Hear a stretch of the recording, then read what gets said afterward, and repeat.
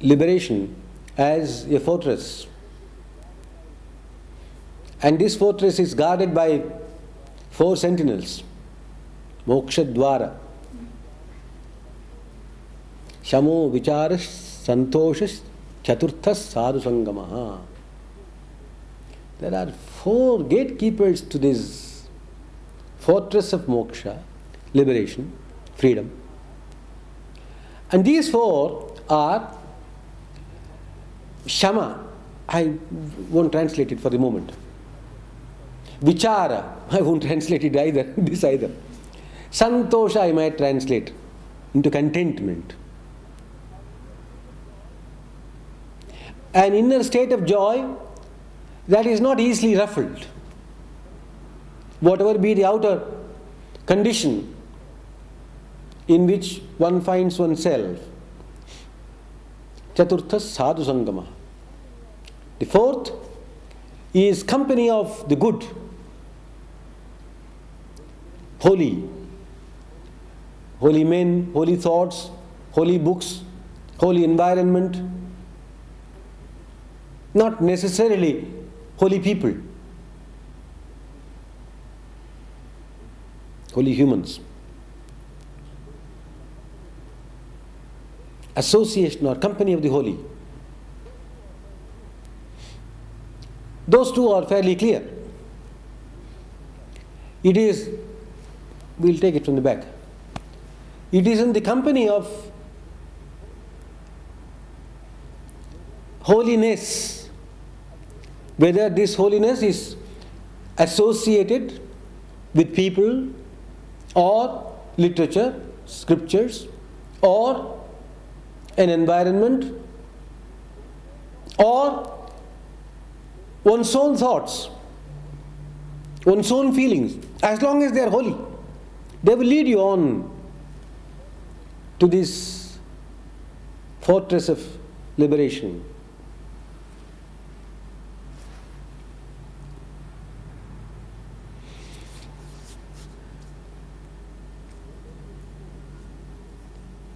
When there is an equation, please remember that it can be read both ways. 1 plus 5 is equal to 3 plus 3. You can turn it the other way around, it will make exactly the same sense. 3 plus 3 is equal to 1 plus 5. If you make friendship with, if you live in holy company,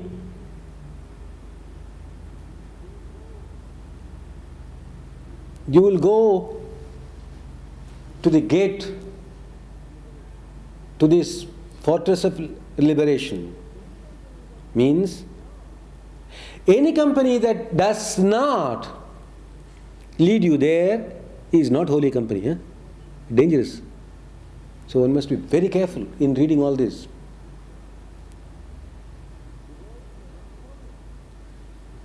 The words in themselves do not have meaning. The meaning is in you. It must arise in you. The right meaning must arise in you. Holy company is not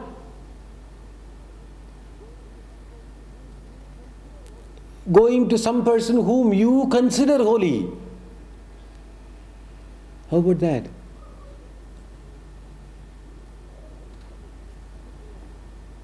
That's a very childish, stupid way of dealing with life.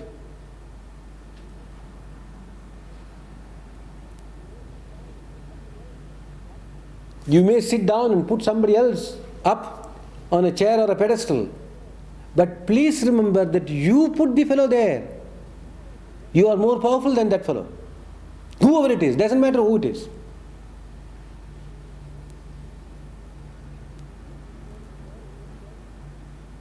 He sits there in chair only because he is not tall enough to look at all of you without the chair. But if that chap is on the chair, it is because you put him there.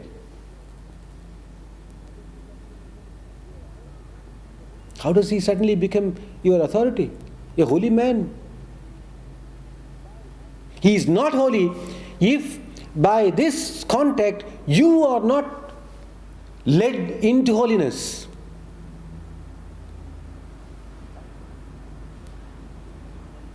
And this encounter will not lead to liberation.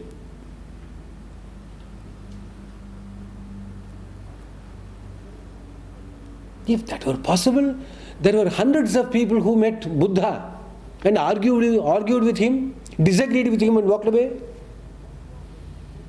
Why didn't they become transformed, liberated? There are millions who were liberated. Okay, I'm not talking about them. I'm talking about the dissidents, the critics. There are hundreds of people who met Krishna in his own lifetime. They were not transformed. Nothing happened to them. They were demons and continued to be demons. Why not this holy company? Ay. To them it is not holy company. Why? They went to him thinking he was a crook, he was this, he was that, and their whole being was filled with their own thoughts, unholy thoughts.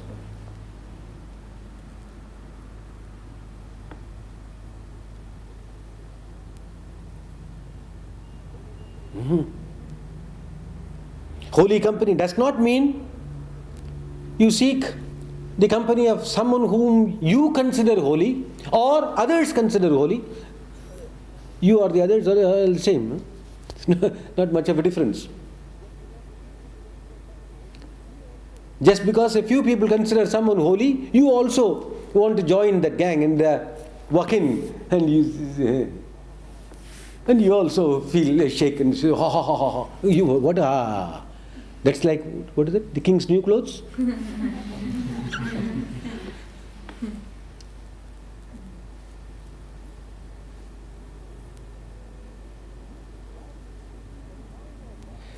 If that encounter does not bring about holiness in your heart, that company is not holy.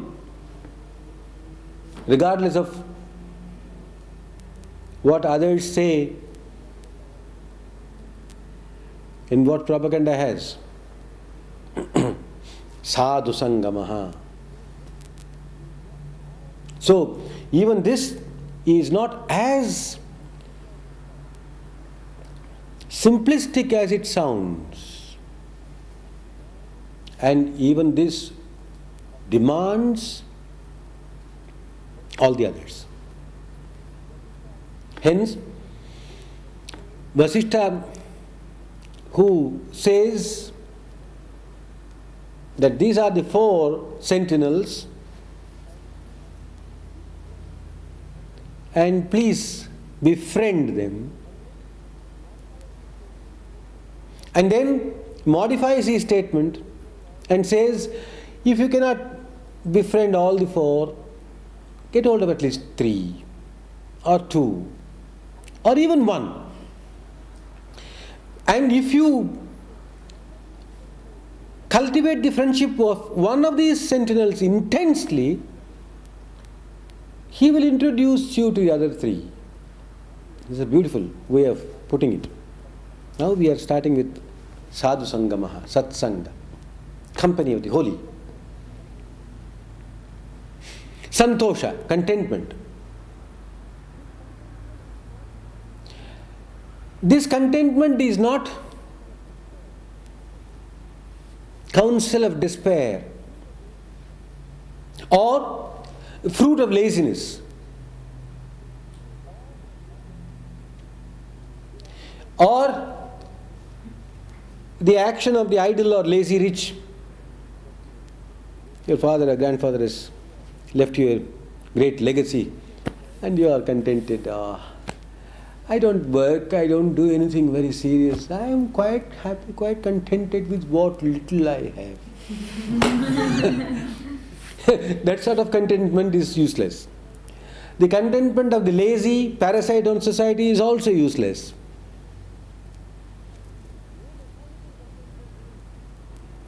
No mechanical contentment is of any use. No mechanical anything is of any use. Vasishtha's yoga is a very intelligent yoga. Living an active life, a full life,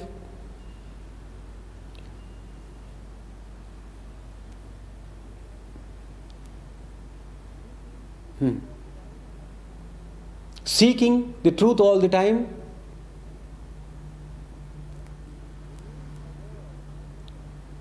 you remain aware of the arising of discontent. The man or woman who says, "Oh well, I am contented," is discontented. If you listen a bit carefully to that one sentence, "Oh well," already there is discontent. In the tone there is discontent. So, it is not what you tell others that matters, it is what you feel within yourself that matters. Is it possible for any living being to be completely free from discontent?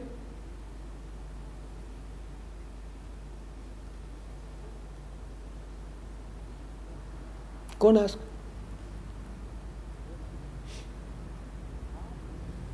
Go and ask. Ask the wealthiest person in Perth. Friend, are you happy? All right. All right. Ask the most beautiful woman in Perth. Ask the strongest man in Perth. Are you quite contented? That is how it starts.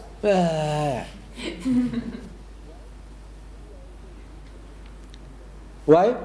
He also is discontented somewhere in some corner of his conscience.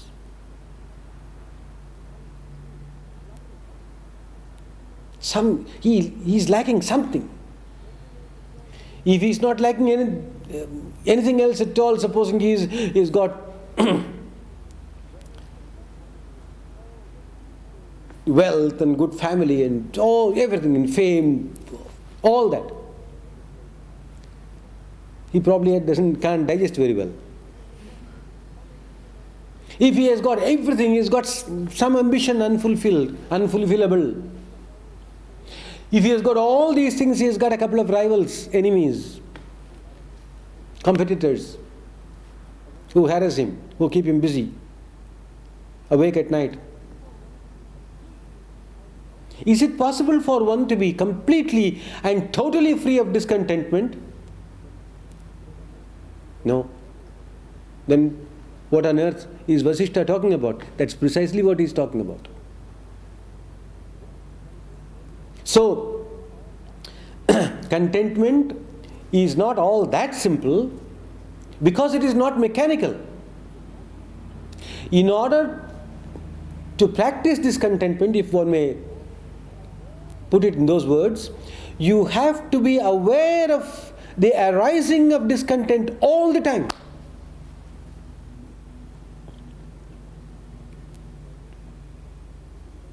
And suddenly you realize, contentment and discontentment, life goes on. Hey, there is something in that.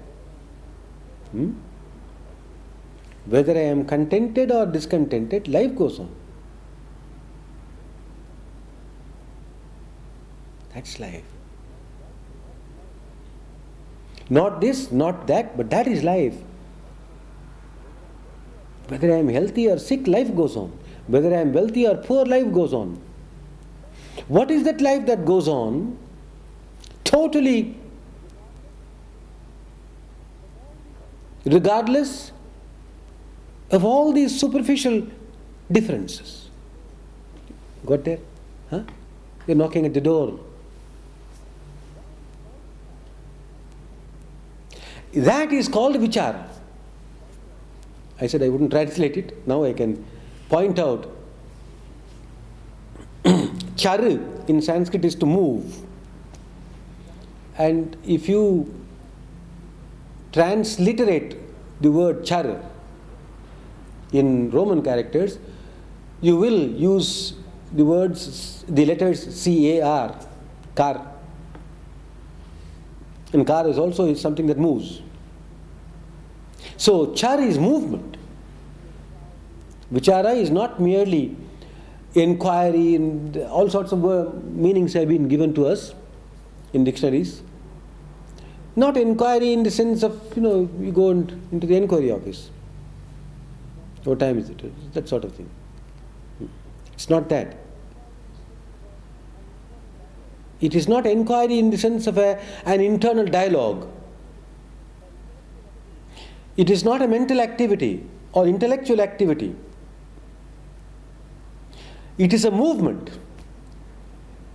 The prefix V often simply means very efficiently, very well, very intelligently. V. So, a certain movement in consciousness that is very intelligent, not dull, intense, intelligent, dynamic, efficient, but it is a movement in consciousness. So, here is a problem, here is a puzzle. You sense this simple truth that contented or discontented, life goes on. Healthy, not healthy, life goes on. Wealthy, not wealthy, life goes on. Intelligent, stupid, life goes on. Hey. What is that life? When dropping all these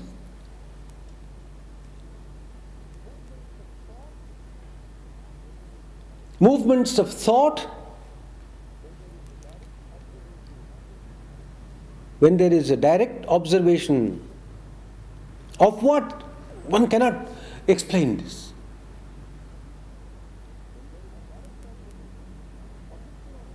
When there is a direct observation of this phenomenon, or super phenomenon, or para-phenomenon, something that is beyond, then there is vichara.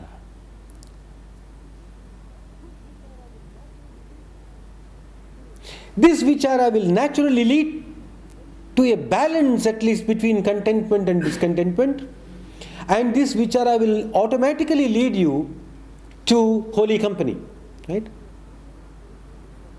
You will seek the company of people with whom you can converse, exchange notes, exchange ideas.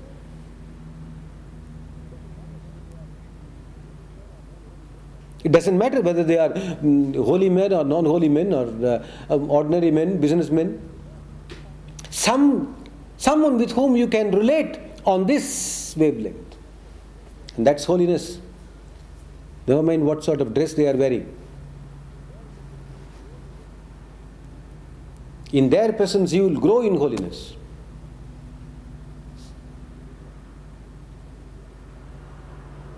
Vichar.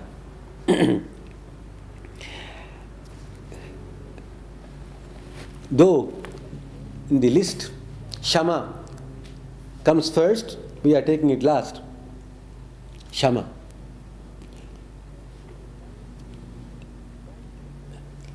It is transliterated S-A-M-A,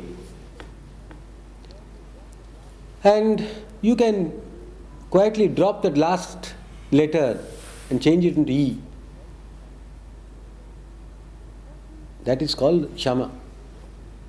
A certain sameness. You have heard the expression, of course, but I doubt very much whether anyone has really understood it. Even keel. A balanced state of mind.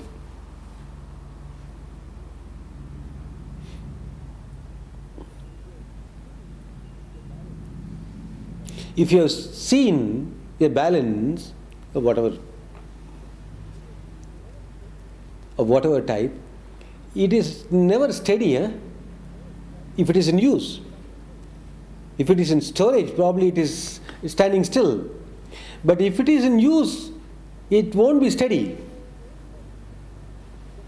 So, this sameness that Shama signifies is not the sameness of dullness. It is not the sameness in which there is no disturbance. That is what makes it extremely intriguing, interesting, and impossible.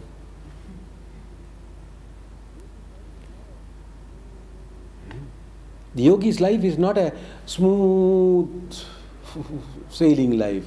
No. He is being rocked all the time by winds and crosswinds, currents and cross currents. There, can you maintain some balance? In order to maintain the balance, you have to apply intelligent effort all the time, every minute.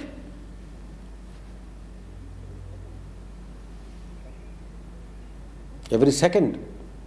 Shama. This Shama is also translated into self-control. It is not self-control in the sense, I won't. That is stupid.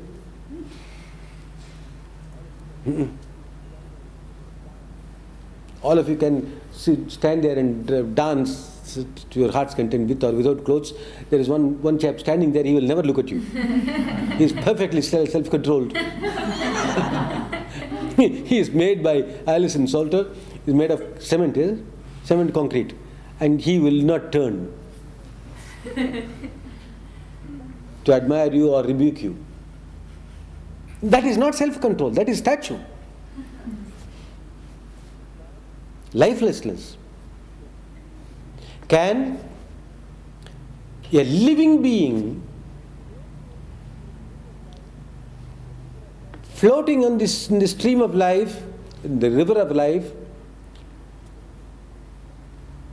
remain in a state of sameness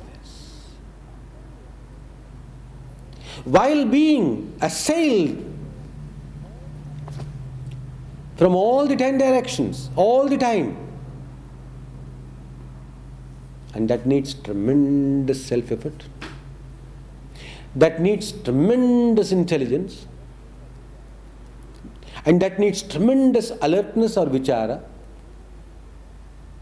The consciousness, instead of moving towards this or that, towards what it thinks is the source or the cause of this disturbance of the inner equilibrium, the consciousness moves towards the disturbed equilibrium itself.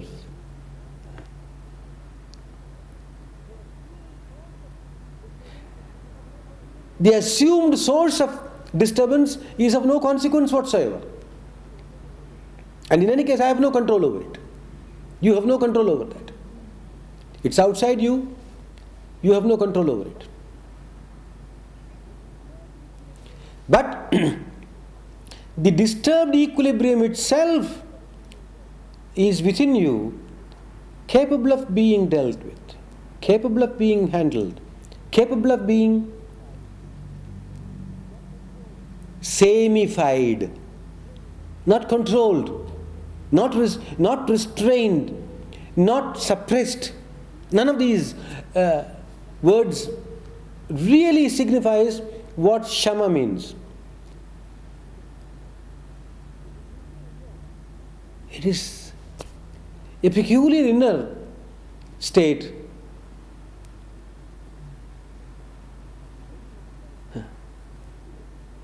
which is very much like the ocean. You shouldn't watch the ocean from the beach. You must go a little out into the sea itself and there watch. As the waves rise and seem to be coming towards you, that water is not moving towards you. It's a very beautiful phenomenon to watch. That water which is there about 100 yards away doesn't move towards you, though it looks like moving towards you. There is an impulse that moves towards you.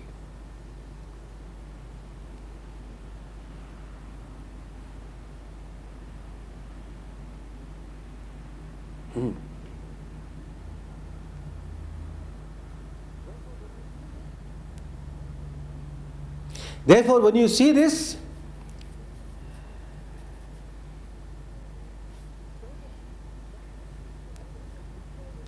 the state of disturbance does not disturb the state of equilibrium. When you observe the state of equilibrium or disequilibrium, when you observe directly the inner state of disequilibrium, you realize that that equilibrium has never been lost.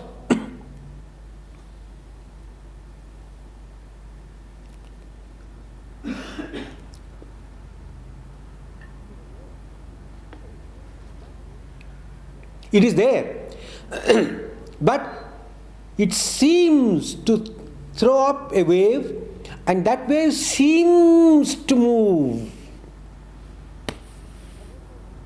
It does not move. And therefore, when your mind or whatever it is, heart or whatever it is, or awareness or consciousness or whatever that is, looks like getting agitated,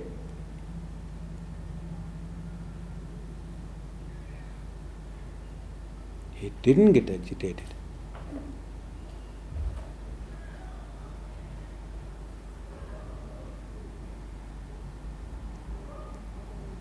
Hey, whatever I think, whatever I say, that thing stays on an even keel without interfering with the flow of life. This is the beautiful thing.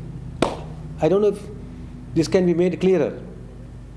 In all these, one fundamental fact is emphasized again and again and again.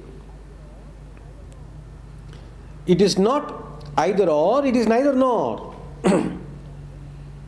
We are familiar with a state of excitement, and we are familiar with a state of peace, inner peace. To us, this is one, that is another. Either we are there or we are here. He says neither nor. So that a seeming disturbance of the sameness does not contradict the sameness that continues to exist. The inner peace is not disturbed by outer feverish activity. Go ahead. That's why the ocean is able to stay there. Otherwise, think of all these waves, one after the other, coming and dashing on the beach. The whole ocean will be here. Doesn't move. And yet, what a terrific movement on the surface. In order to practice this, or in order to live it, one therefore has to be in a state of vichara, and there is contentment. Contentment and Shama are more or less same. And even here, in order to remain established in the state of Shama, one needs the support of holy company, whatever that means. This is the form that the yogi's self-effort takes. And it leads him right to the door of moksha or liberation. You knock, it shall open. What you will find, we'll see next week.